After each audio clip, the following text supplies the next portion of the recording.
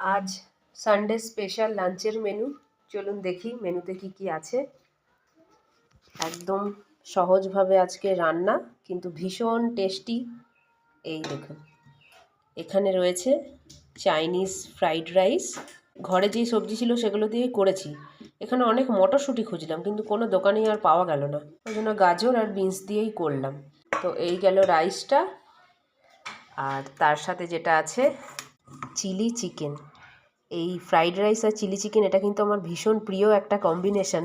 তো অনেক দিন পর আজকে বাড়িতে বানানো হলো। আর শ্রীহানের বাবা যেহেতু এই মিষ্টি মিষ্টি হয়, তো চিলি চিকেনটা এটা খেতে অতটা পছন্দ করে না।